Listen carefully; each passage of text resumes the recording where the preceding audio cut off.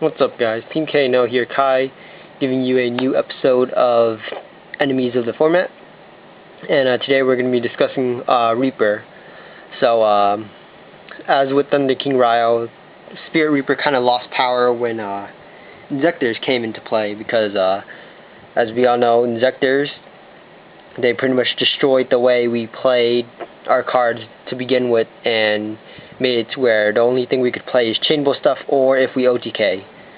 So, now that Injectors are, well, Hornet to be specific, is now gone, well, limited, but regardless, our slower cards can now come back into the game, such as Spirit Reaper. So, Spirit Reaper is still good in the Dino matchup, Hero matchup, and a lot of other matchups where their only outs are spell and traps, really, and they have to draw those and like whatnot. So before we talk about cards that are going to destroy Reaper, let us talk about a few rulings first of all. So first ruling I want to talk about is Book of Moon.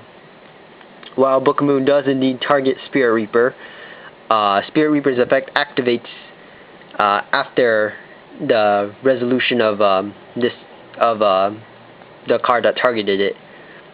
So let's say your opponent has a Reaper and you summon or you activate Book of Moon, target the Reaper. So the Reaper has met its trigger, and it will activate in the next effect or chain. However, when Book of Moon resolves, Spirit Reaper is face down, so Spirit Reaper will not activate and it will not destroy itself.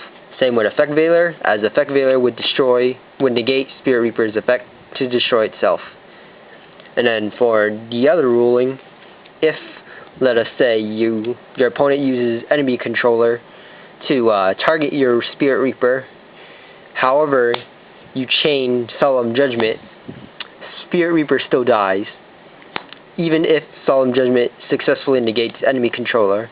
Because the reason for it is because Spirit Reaper only has to be targeted. Whether the card is actually negated or actually does do anything else after that does not matter, because he was already initially targeted. So long as you activate anything that targets Reaper, he will die unless he's face down or his effect will end up being negated somehow. So with that being said, here are some cards that are going to help get rid of the Reaper, rather preemptively or the moment he's flipped. So, to be honest, the most common way you're going to be getting rid of Reaper is with spells and traps, because let's face it, most of the time monster effects just aren't going to cut it.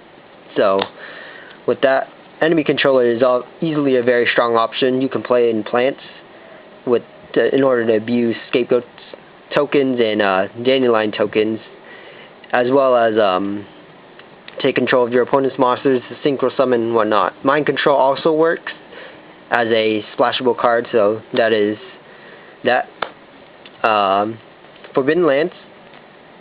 Dino Rabbits should still be playing Forbidden Lance, and anyone who doesn't like MST should be playing Forbidden Lance. Forbidden Lance is similar to MST, however it has further utilities outside of similarities to MST, such as killing a Reaper by targeting it with Lance during the damage step, of course, so you prevent any further damage or stalling that the Reaper player may have. And then for the last one, No Mana Crossout. No Mana Crossout is going to be seeing quite a bit of play because of how slow the format is, especially once you start, if you have a deck that establishes a very strong field presence during the early duels, such as let's say you play Thunder King Ryo, or off the top of my head, Christia or something like that, then you may want to consider siding No Man of Crossouts, because most of the time your opponent is going to be setting their cards, since if they normal summon something, unless they can run over whatever it is, then they're most likely going to be setting, especially stall cards such as Reaper and Marshmallow. So No Mana Crossout will get rid of them preemptively. The only downside is if it's already flip face up, then unless you have Book or something, or Tsukiyomi, then No Man isn't going to do much. So, now for monster effects, these two aren't too commonly played. However, I believe that with the upcoming format and the way things are going to evolve, these two will be seeing a lot more play. So Gale. Gale is pretty much a one card out to boss monsters with less than 2,500 attack, or 26 in some cases where you have to ram with Gale.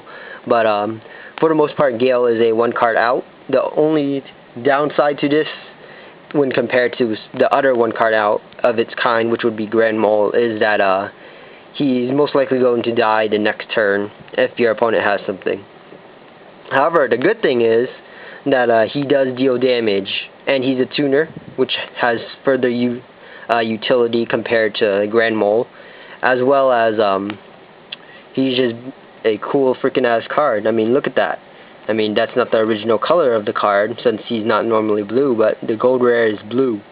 So, yeah, that's already good. And he's a dark, so he's a lure target, level 3, tuner, you know, all that silly shenanigan stuff. And pretty much, I think Gale is going to be seeing a lot more play, especially with the rise of, what was it? With like slower decks such as like Six Samurai and Agents, you can definitely use Gale to your advantage to weaken a Archlord Christia or whatever to run it over next turn, or weaken this Shien and take it down.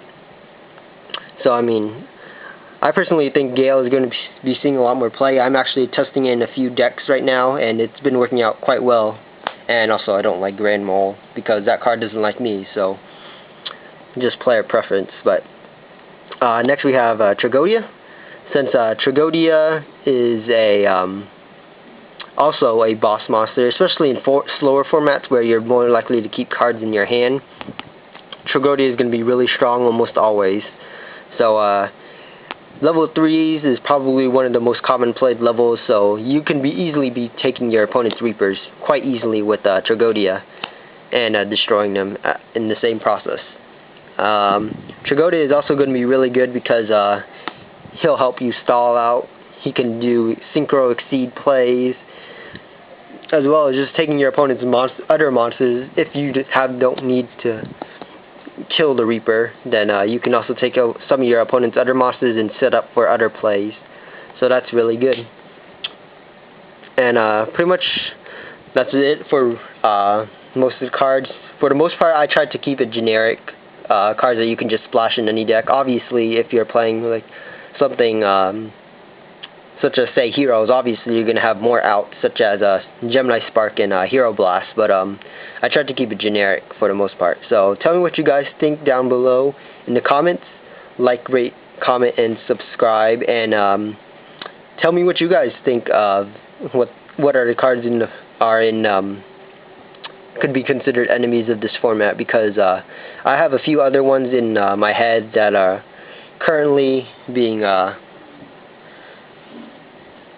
played around with, I guess is how to say it, but pretty much I don't want to post it up yet because obviously some of them have the similar weaknesses, such as, for instance, Thunder King Ryo and Archlord Christia pretty much share the same weaknesses, so I kind of don't want to post a video on Archlord Christia and pretty much have the exact same tech to get rid of it as, say, Thunder King Ryo.